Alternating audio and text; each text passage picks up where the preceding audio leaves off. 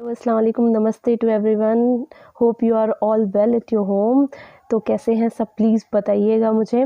और अब तक जिस किसी ने भी चैनल को सब्सक्राइब नहीं किया है तो प्लीज़ कर लीजिए और कमेंट सेक्शन बॉक्स में मुझे ज़रूर बताइएगा कि आपको और किस तरह से समझ में आ रहा है। तो प्लीज़, या ये वीडियो आपके लिए अगर हेल्पफुल है तो प्लीज़ इसको लाइक दे देना और साथ के साथ में कमेंट में भी मुझे बताना कि आप लोगों को कितना समझ आ रहा है। तो चलिए, अब जैसे कि आपको पता है कि हमारा टॉपिक ऑनरशिप चल रहा है, तो ऑनरशिप में अब हमें आगे पढ़ना है। हमें 4 टॉपिक कवर करने हैं बेसिकली। सबसे पहले हमें इसमें देखना है गांधीयन कंसेप्ट ऑफ ऑनरशिप। उसके बाद हम यहाँ पे देखेंगे गांधीयन कंसेप्ट ऑफ ऑनरशिप के बाद में कैरेक्टरिस्टिक्स ऑफ ऑनरशिप, उसके बाद में acquisition of ownership and then kinds of ownership. तो चलिए, let's move towards the topic. कि सबसे पहला जो आपका टॉपिक है Gandhian concept of ownership. Basically ये जो टॉपिक है या ये जो कॉन्सेप्ट है गांधीयन कंसेप्ट ऑफ ऑनरशिप, ये आपका गांधी के ट्रस्टीशिप का जो उन्होंने एक थ्योरी दी थी या बताया था, वहाँ से लिया गया है। जो ट्रस्टीशिप था, गांधीयन ट्रस्टीशिप, वहाँ पे क्या कहा था बेसिकली मैं आपको बता देती हूँ, क्योंकि ऑनरशिप कंसेप्ट ऑफ ऑनरशिप पढ़ने से पहले है कि हमको ट्रस्टीशिप के बारे में पता होना चाहिए कि गांधी ने जो थ्योरी ऑफ ट्रस्टीशिप दी थी वो क्या थी। उनका मानना ये था कि ये जो पृथ्वी है, यहाँ पर हर इंसान का अपना एक तरीके से कह सकते हैं बराबर की हिस्सेदारी है। इस संसार में हर व्यक्ति की बराबर की हिस्सेदारी है। किसके ऊपर हिस्सेदारी है? यहाँ की फसलों पर, यहाँ के नेचर पर, यहाँ की हर एक चीज़ पर हर व्यक्ति की बराबर की हिस्सेदारी है। जिसकी वजह से कहा किस लिए उन्होंने ये इसलिए कहा, क्योंकि जिस टाइम पे आपका जो इंडिपेंडेंस की जो सिचुएशन जो थी वहाँ पर, उस टाइम पे क्या हुआ था कि हमारी जो इकोनॉमी बहुत ज़्यादा डाउन हो रही थी और वहाँ पर जो richer gets richer and poor gets poorer, तो ऐसी सिचुएशन थी जिसको हमें बैलेंस करके चलना था। उनका कहना ये था कि आपके पास जितनी आपकी ज़रूरतों से अलग जितनी भी चीज़ें हैं, यानी कि उन्होंने किसको बताया कि उन लोगों, स्पेसिफिकली उन लोगों के बारे में ये टॉपिक था, या ये उन्होंने कहा था कि जिसके पास इतना है कि वो अपना सर्वाइवल कर सकता है, तो ये उनकी एक तरीके से रिस्पॉन्सिबिलिटी बन जाती है कि वो अपने से जो नीचा तबका है उसको भी देखें। अब यहाँ पे क्या है, ट्रस्टीशिप स्पेसिफिकली मतलब ये हुआ कि आपके पास जितनी भी चीज़ें हैं आप उनके ऑनर नहीं हैं, आप वहाँ पे उनके एज अ ट्रस्टी हैं। ट्रस्टी यानी कि आपको उसकी टेक केयर करनी है, आपको अपने से नीचे का जो तबका है उनको भी बराबर की जो महत्वता है वो उनको देनी है, बराबर से उनका भी हिस्सा है। सपोज़ कीजिए फॉर एग्जांपल, जैसे कि एक कॉन्सेप्ट है सोशल रिस्पॉन्सिबिलिटी का कॉन्सेप्ट है, तो सोशल रिस्पॉन्सिबिलिटी उन बड़ी बड़ी कंपनीज भी अपनी से जो है सोशल जो कंपनी की सोशल रिस्पॉन्सिबिलिटीज़ हैं उनको फॉलो अप करती हैं। किस तरीके से कि वो अपना जितना भी एक हिस्सा होता है उसमें से वो सोशल रिस्पॉन्सिबिलिटी के तौर पे निकालते हैं, ताकि जो जितना भी नीचे का तबका है वो उससे फ़ायदा उठा सके। तो इसी तरीके से यहाँ पे जो ट्रस्टीशिप का ये टॉपिक है, एक तरीके से उन्होंने इसको कहा कि गांधी का जो ट्रस्टीशिप का कंसेप्ट है कि हम जो है क्या है, जो भी हमारे पास ज़मीन है या हमारे पास चीज़ें हैं, हम उसके जो है क्या है, ट्रस्टी हैं। हम बेनिफिशियरी हैं, हम ट्रस्टी हैं, सिर्फ हम उनके लाइफ टाइम ऑनर नहीं हैं। हमारे पास क्या है, उनके ट्रस्टीशिप है। तो अब कहने का मतलब यहाँ पे यह है, गांधीयन कंसेप्ट ऑफ ऑनरशिप में उन्होंने यहाँ पर भी यही बोला कि एज अ ऑनर यहाँ पे ये नहीं है कि हम उसके सोल ऑनर हैं। हमारी रिस्पॉन्सिबिलिटी ये भी है टुवर्ड्स द सोसाइटी, हमारी रिस्पॉन्सिबिलिटी है कि एक ऑनर हो के हम ही सिर्फ उससे बेनिफिट उठाएं, ये नहीं होना चाहिए। हमें क्या है, हमें समाज के भी हित को देखना चाहिए, यानी कि हमें सोशल रिस्पॉन्सिबिलिटीज़ को भी ध्यान में रखना चाहिए। एक फिलोसफिकल कंसेप्ट था जिसको हमें फॉलो अप करना। तो यही चीज़ है यहाँ पर गांधीयन कंसेप्ट ऑफ ऑनरशिप। जब अगर आपसे एग्जाम पूछा जाएगा तो आप इसको कोट करने से पहले आप गांधीयन जो कंसेप्ट है किसका, ट्रस्टीशिप का, उसको आप कोट करेंगे ऑनरशिप को कोट करने से पहले। Move towards the next topic, that is the characteristics of the ownership. Ownership may be either absolute or restricted, means that it is may be exclusive or limited. कहने का मतलब यहाँ पे ये है, ownership can be limited by agreement. Ownership can be limited by agreement or by operation of law. यहाँ पे एक छोटा सा एग्जाम्पल दे दिया है, when a land or a thing is owned by more than one owner. अगर कोई ज़मीन है उसके एक से ज़्यादा ओनर हैं, को ऑनर्स हैं, उनको हम क्या कहेंगे, को ऑनर्स कहेंगे। और उनका जो राइट है, उन जितने भी वो को ऑनर्स हैं, उनका जो राइट है वो एक लिमिटेड राइट होगा, है ना, to the right of other corners, यानी कि एक लिमिटेड राइट होगा, एक्सक्लूसिव राइट नहीं होंगे, एब्सोल्यूट राइट नहीं होंगे, लेकिन क्या होगा, लिमिटेड राइट्स होंगे वहाँ पर। ठीक है, सबसे पहली बात ये हो गई कैरेक्टरिस्टिक्स ऑफ ऑनरशिप की। अब दूसरा क्या है, जो ऑनरशिप का राइट है वो रेस्ट्रिक्टेड है in the case of an emergency. कैसी इमरजेंसी की बात करें, फॉर एग्जांपल अगर कोई बिल्डिंग है या पीस ऑफ लैंड है जो कि ऑन है, किसके द्वारा ऑन की गई है, बाय प्राइवेट इंडिविजुअल, किसी प्राइवेट इंडिविजुअल ने ऑन की हुई है, can be requisitional and use for lodging army personnels. कहने का मतलब यहाँ पे ये है कि आर्मी पर्सोनल्स को रुकवाने के लिए वो लैंड यूज हो सकती है during the period of war. यहाँ पे कहने का ये मतलब ये है कि जो राइट ऑफ ऑनरशिप है वो रेस्ट्रिक्टेड हो सकती है, कब, in the case of an emergency, national emergency. ठीक है, चलिए अब नेक्स्ट इसके बाद हम बात कर लेते हैं थर्ड पॉइंट, इंपॉर्टेंट कैरेक्टरिस्टिक्स है ऑनरशिप का थर्ड, ये है an owner is not allowed to use his land और property in manner that is injurious to others. सीधी सी बात है कि कोई भी ऑनर अपनी प्रॉपर्टी और अपने लैंड को इस तरीके से यूज करने के लिए उसको क्या कह सकते हैं, एक तरीके से कि अलाउड नहीं है ताकि वो दूसरों को हार्म पहुंचा सके। कहने का मतलब सपोज कीजिए मेरा पीस ऑफ लैंड है, मैं यहाँ पे कुछ भी करूँ, ऐसा नहीं हो सकता। यहाँ पे मुझे ध्यान रखना होगा मेरे जितने भी सराउंडिंग्स है उसको, यानी कि अब मैं यहाँ पे ऐसा नहीं है कि मैं पटाखे बनाने लगूँ एक लोकेलिटी में, मतलब जहाँ पे लोग रह रहे हैं मैं वहाँ पर पटाखे बनाने की फैक्ट्री लगा लूँ, नहीं कर सकती मैं ऐसा, क्योंकि यहाँ पे क्या होगा, उससे जो बाकी लोग वहाँ रह रहे हैं उस लोकेलिटी में उनको नुकसान पहुँच सकता है। ठीक है, तो सीधा सा थर्ड पॉइंट क्या था आपका, यही था कि an owner is not allowed to use his land और property in manner that it is injurious to other. दूसरों को अगर इंजूरियस है तो या फिर इंजरी पहुंचा रही है तो उस सेंस में वहां पर अलाउड नहीं किया जाएगा।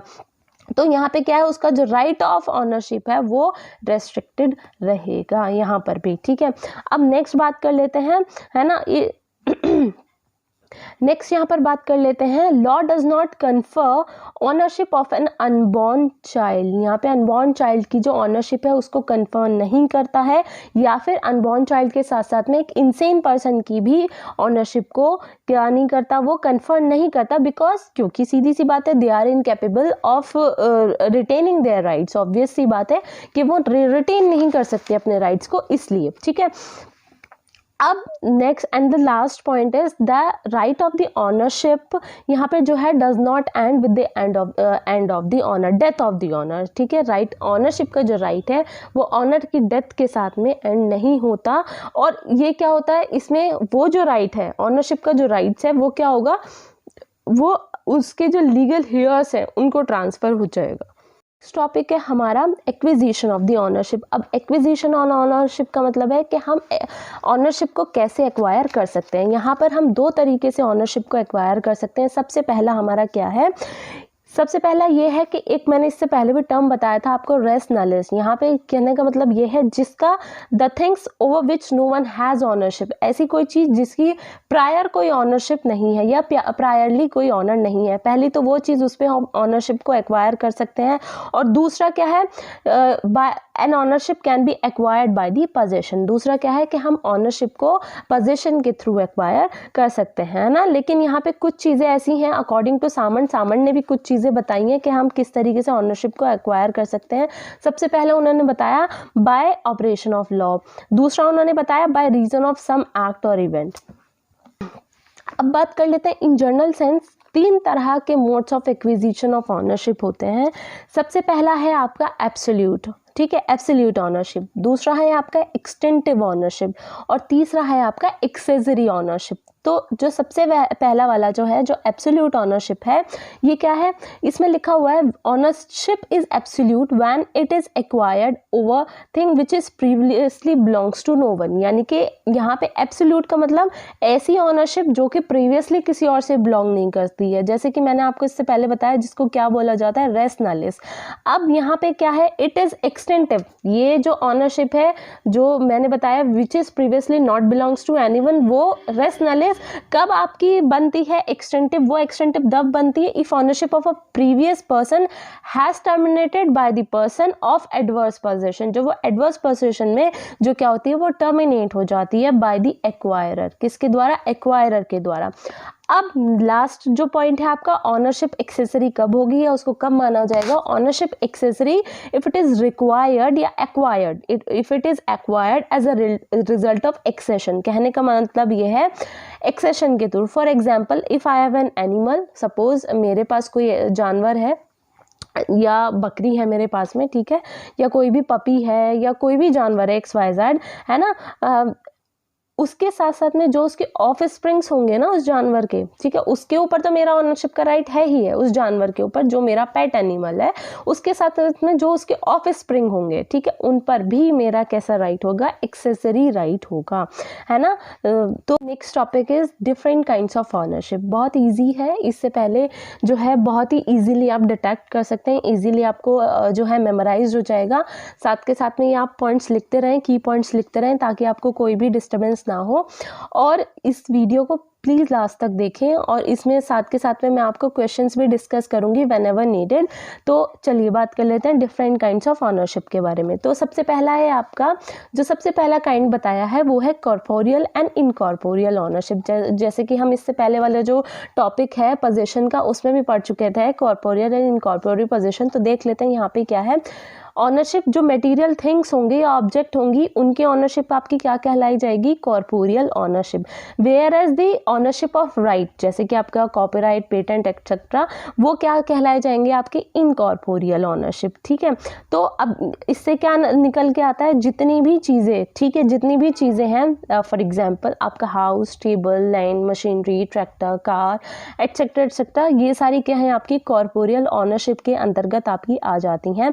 और उसी तरीके से इनकॉर्पोरियल ऑनरशिप जो है आपकी, वो क्या कहलाई जाएंगी, कौन कौन सी होंगी, जैसे कि आपकी copyright, patent, trademark, right of way etcetera, यानी कि which are not seen with the naked eyes. ऐसे राइट्स या ऐसे जो आपकी ऑनरशिप जो हम नहीं देख सकते हैं या जिनको महसूस नहीं किया जा सकता है, वो आपकी इनकॉर्पोरियल ऑनरशिप आपकी हो गई।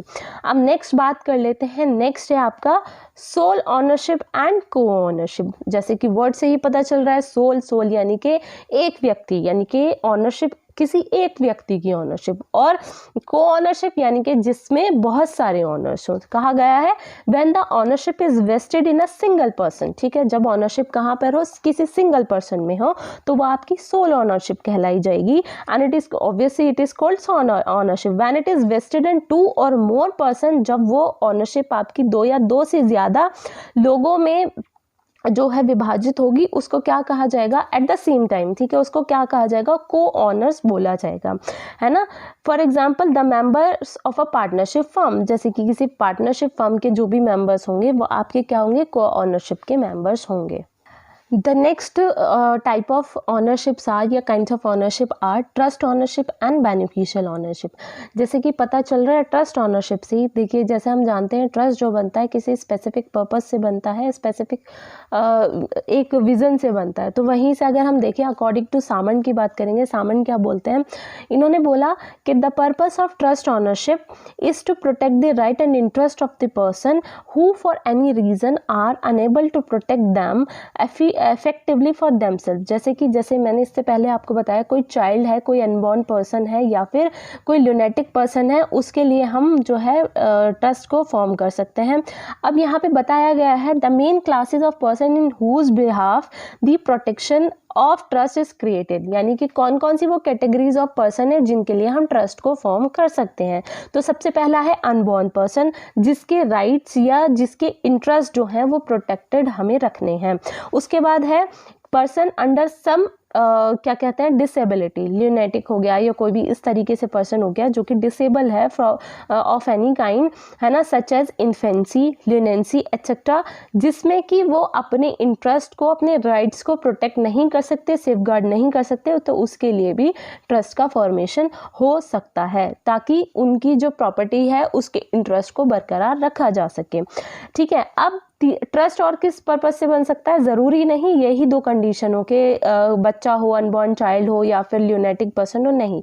एक और चीज़ है several person having common interest in the property, वो भी ट्रस्ट फॉर्म कर सकते हैं, है ना। दैट इज द को ऑनर्स ऑफ द प्रॉपर्टी, वो क्या कहलाए जाएंगे, को ऑनर्स ऑफ द प्रॉपर्टी। ठीक है, या फिर ट्रस्ट किसके लिए बन सकती है, person having conflict interest over the same property, या फिर ऐसी भी ट्रस्ट कब फॉर्म हो सकती है, कोई ऐसी प्रॉपर्टी है जिसपे कॉन्फ्लिक्शन है, किसी तरह का कॉन्फ्लिक्ट है किस पे, सेम प्रॉपर्टी के ऊपर, तो वहां भी बन सकती है। Such properties entrust to the trustee, ऐसी जो प्रॉपर्टी है उसको ट्रस्टीज को दी जाती है। And the law vest in them the right and interest for safe custody, किस लिए दे दी जाती है, यानी कि यहाँ पर क्या था, जैसे कि मैंने बताया कॉन्फ्लिक्ट इंटरेस्ट है, यानी कि कोई कॉन्फ्लिक्ट है बिटवीन द पार्टीज, तो वहां पे क्या हुआ, एक ट्रस्टी बना दिया जाता है, ट्रस्ट बना दिया जाता है, जिससे कि उस प्रॉपर्टी के जितने भी राइट्स हैं या कितने भी इंटरेस्ट हैं उनको सेफ कस्टडी मिल सके।